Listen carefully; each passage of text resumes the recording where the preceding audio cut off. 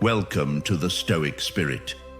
If you're here, it's probably not by accident, because what we're about to unpack might shift the way you see yourself and how others see you too. See, truly intelligent men don't just shine in what they know. Their strength lies in what they choose not to say. They've mastered the pause. They've learned that silence at the right time speaks louder than 1,000 clever words.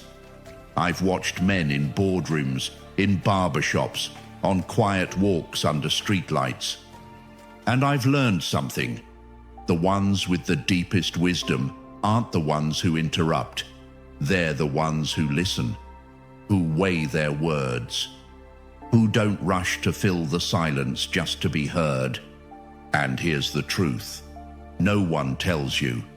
Every time you speak, you're either building your credibility or breaking it down.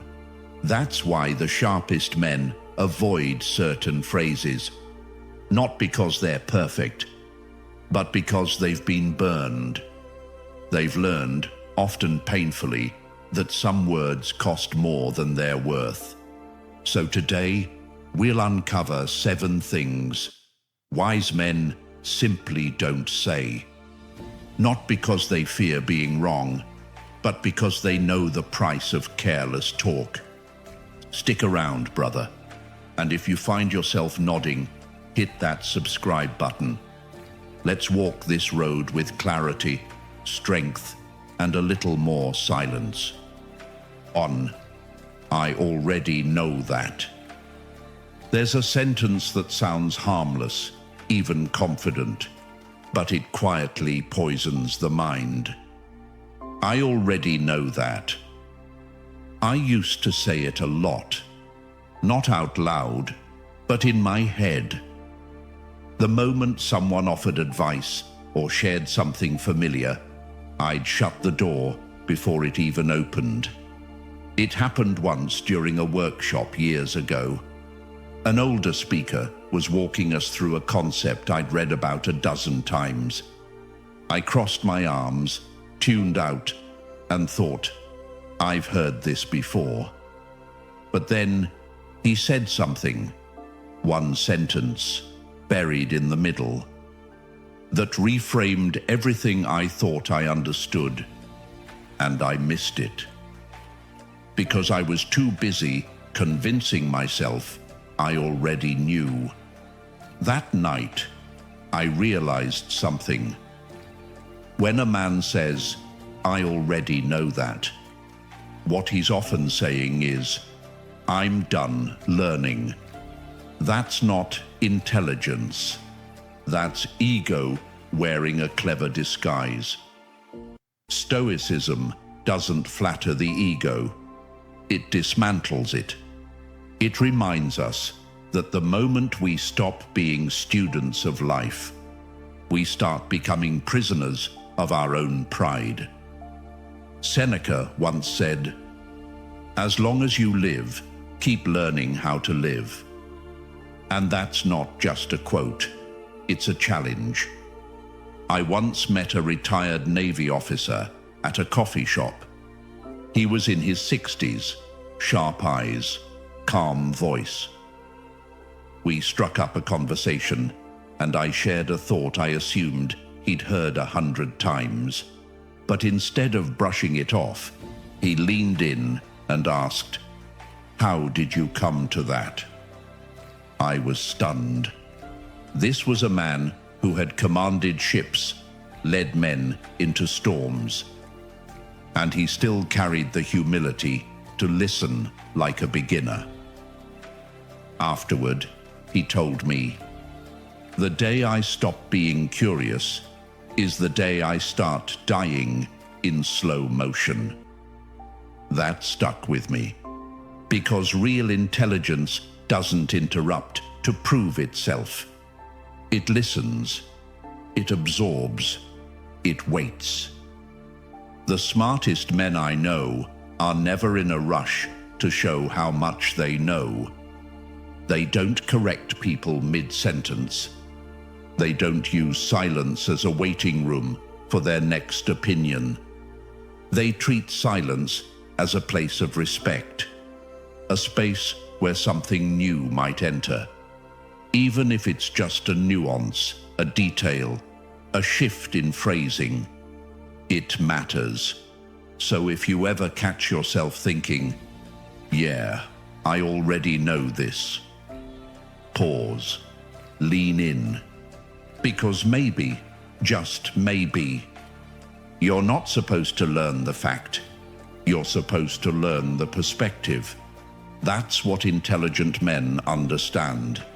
They don't collect knowledge like trophies. They treat it like a flowing river. You step in today, and it's not the same water as yesterday.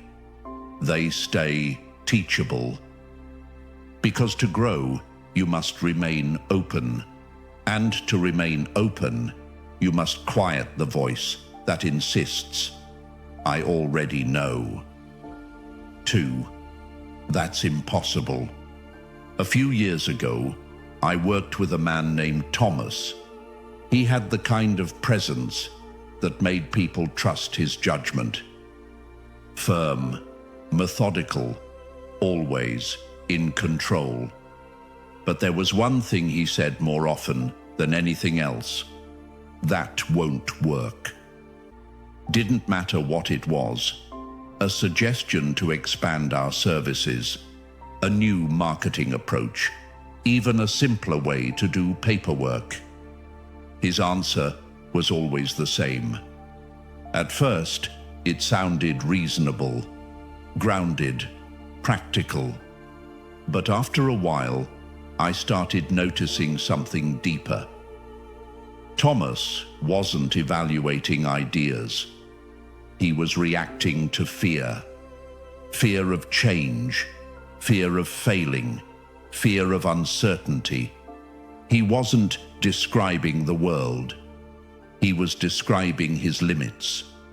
And that phrase, "That won't work," became his shield. It kept him safe, but it also kept him small. The Stoics saw this clearly. Seneca once wrote, "We are more often frightened than hurt, and we suffer more in imagination than in reality." Thomas wasn't lazy or foolish. He was just afraid of what he couldn't control. And so, he stopped trying. Fast forward a few years. I found myself in a project that should have been a disaster.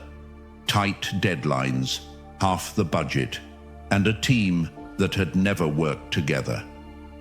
The old voice in me wanted to say, "There's no way this works." But instead, I remembered a question I once read in Marcus Aurelius's writings. What's within your power right now? So that's what I asked myself. What can I do today? What's the smallest useful action I can take? That became the rhythm. One small step, then the next, and the next. No big leaps, just steady movement. That project, it didn't just succeed, it transformed our entire department. Not because we had some genius plan, but because we didn't let fear pose as logic. When a man says, "That's impossible," he's not talking about the task. He's talking about his relationship to discomfort. Intelligent men don't run from the unknown. They face it in pieces, with calm, with focus, with discipline. They know that not seeing the whole path isn't a reason to stop walking. In fact, it's the reason to start. Stoic courage isn't reckless bravery. It's the persistence to act. Despite fear, despite odds, despite uncertainty. That's what separates noise from clarity. Fear says, Wait until it's safe.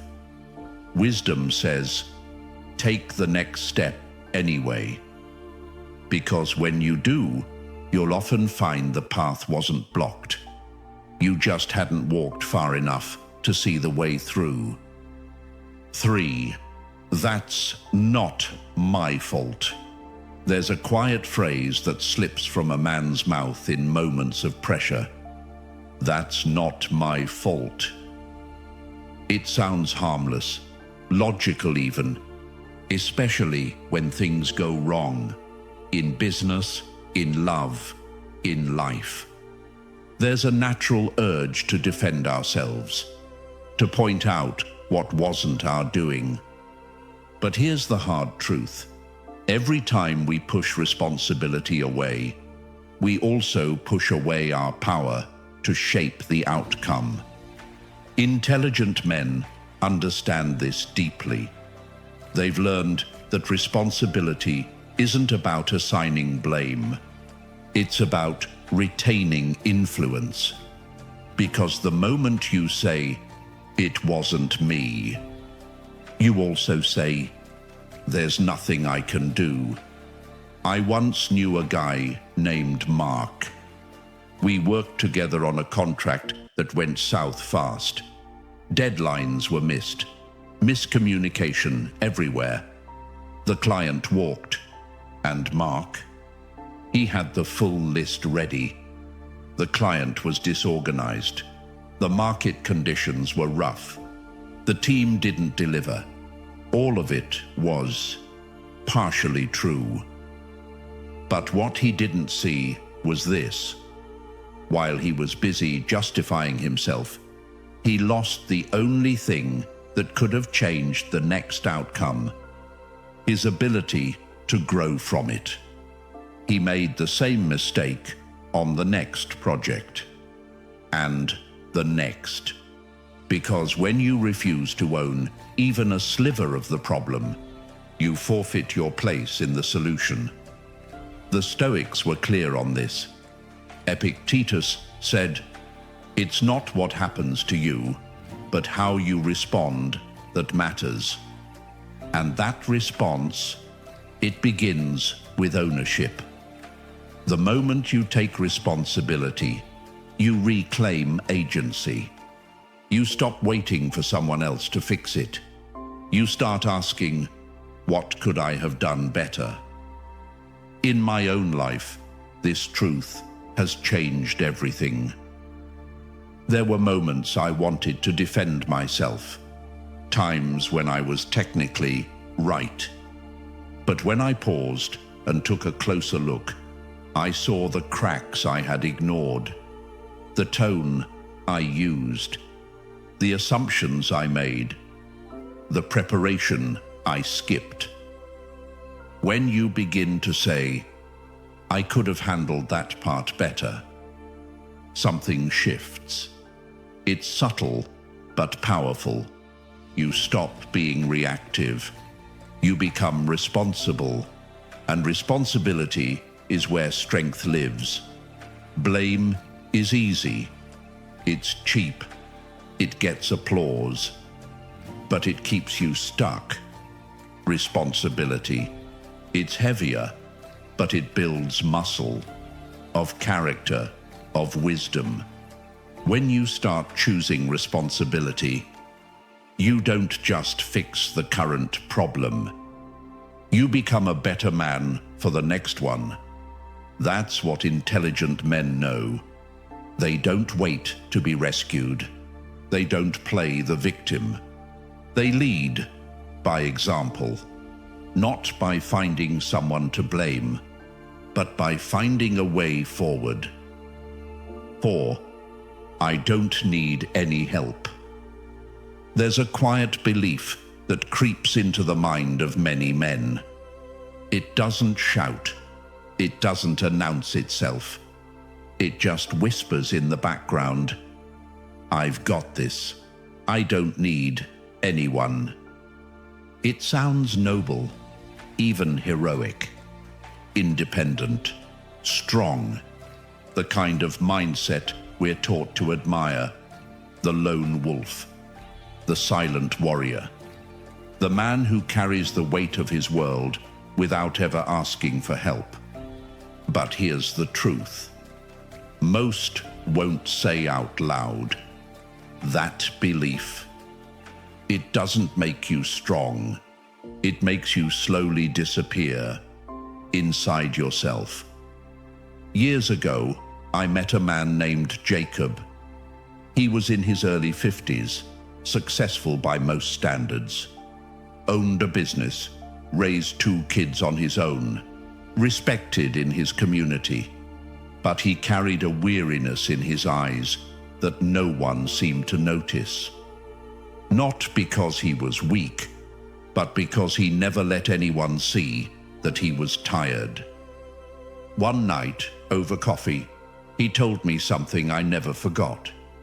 He said, "You know, for 20 years, I thought being strong meant never letting anyone carry any of my load. I thought if I shared it, I'd look soft, vulnerable, less of a man." And then he paused. That worked for a while, until it didn't. Until I realized no one knew how heavy things had gotten, because I never gave them a chance to care. That conversation changed me, because like Jacob, I believed the same lie. That asking for help was failure. That silence was strength. But the Stoics knew better.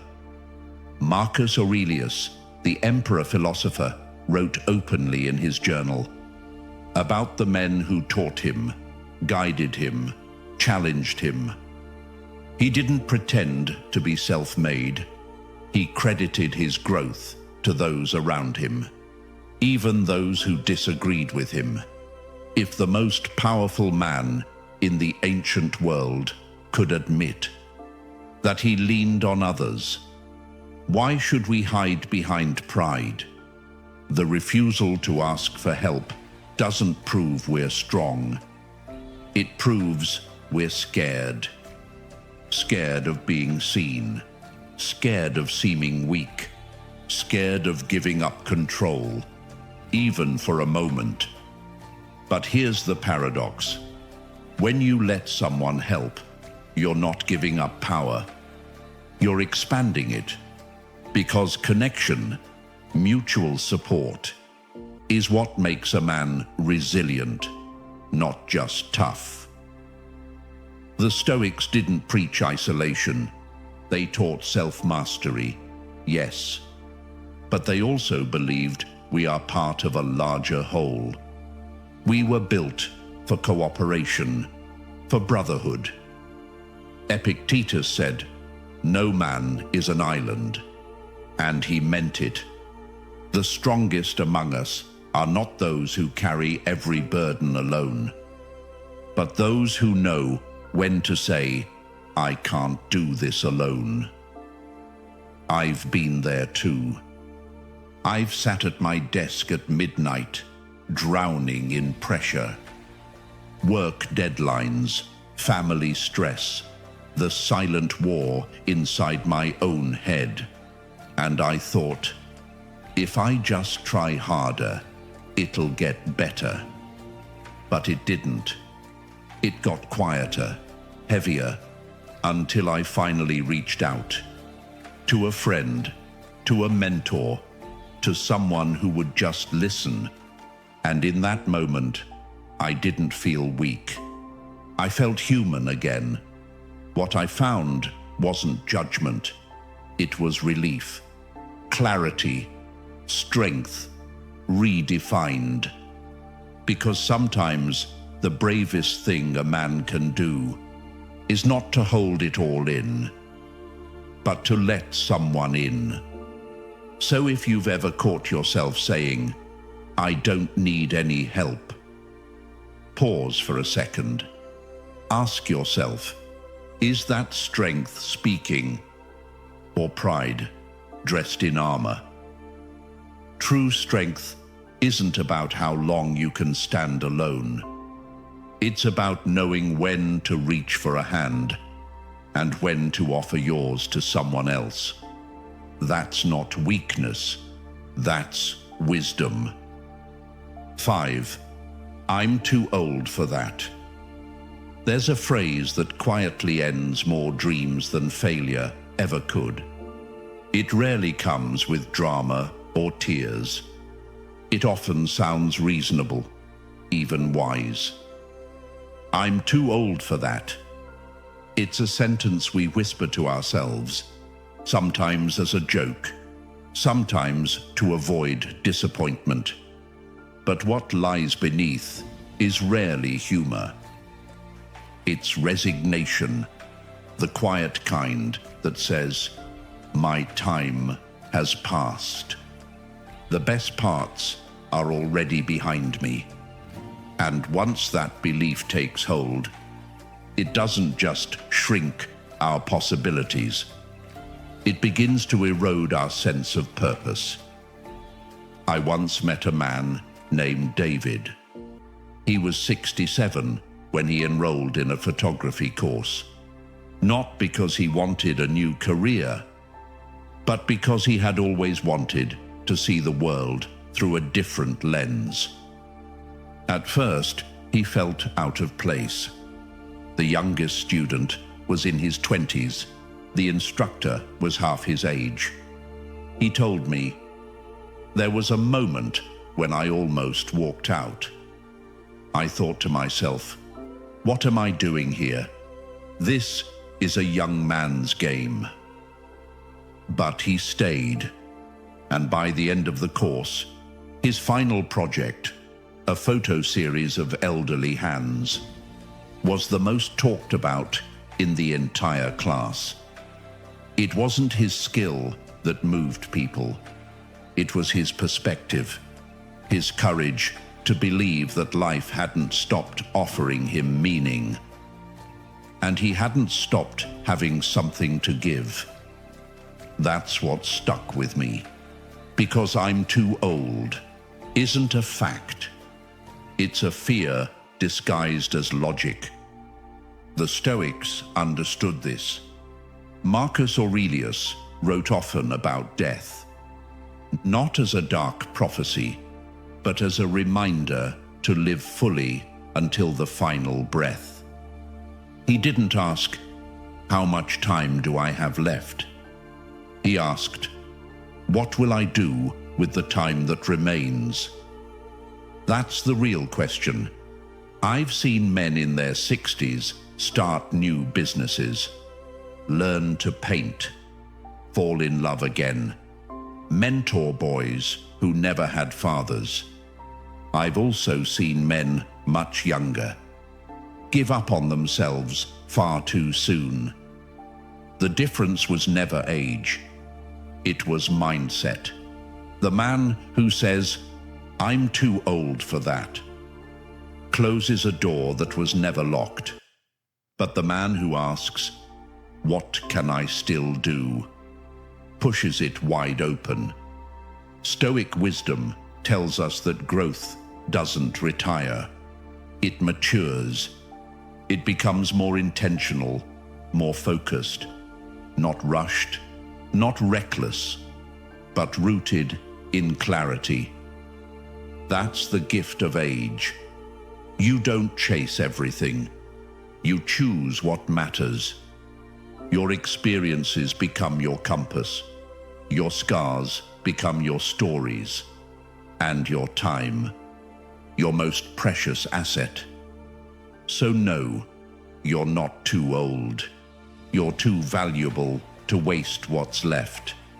Whether you have 10 years ahead or just 10 days, there's still something waiting to be lived. Something waiting to be built or shared or learned. Don't let a quiet lie steal what's still yours. Ask yourself, what would I do if I didn't believe it was too late? Then, take the first step. 6. I'll do it later. Few phrases feel more innocent and more dangerous than this. I'll do it later. It sounds reasonable, responsible even, like we're planning ahead. But more often than not, later becomes a soft grave, where our most important intentions go to die. I once knew a man named Eric. He had a great job, 2 sons, a wife who adored him. From the outside, everything looked steady, but on the inside, he carried a list. A growing list of things he promised himself he'd get to. He'd say, "I'll write that letter next week. I'll take the boys camping when work slows down. I'll fix things with my brother after the holidays." But life didn't wait.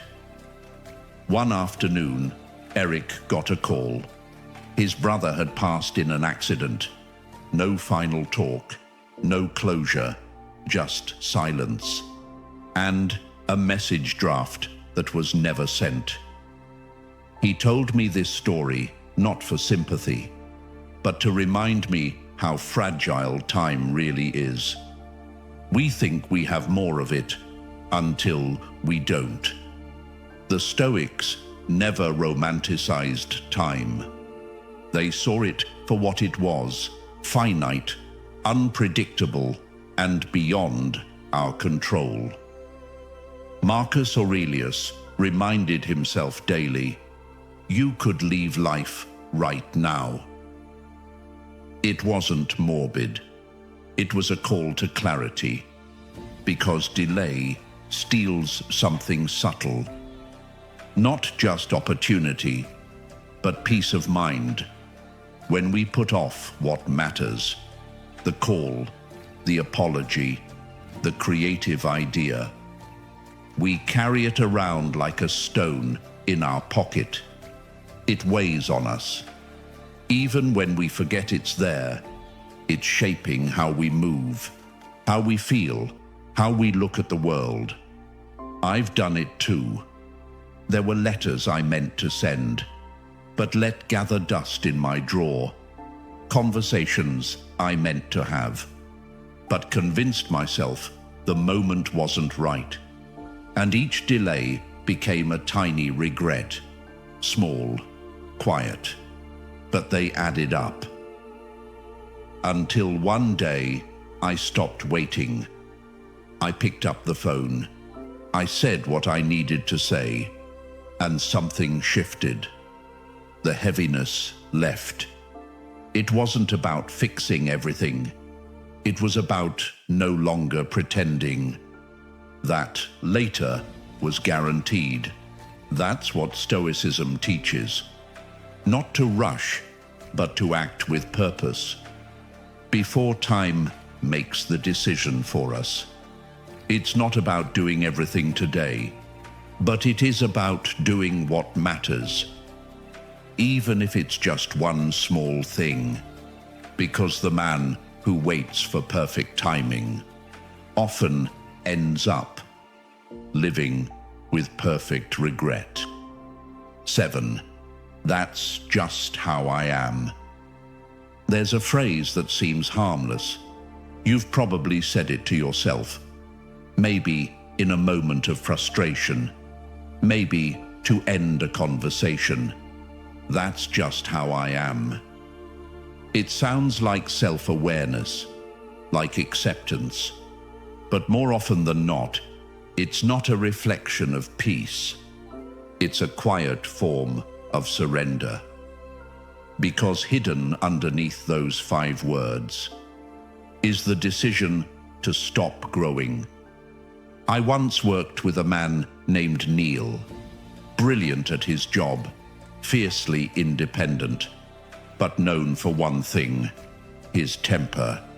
He'd raise his voice in meetings, snap at teammates, storm out of discussions when things didn't go his way.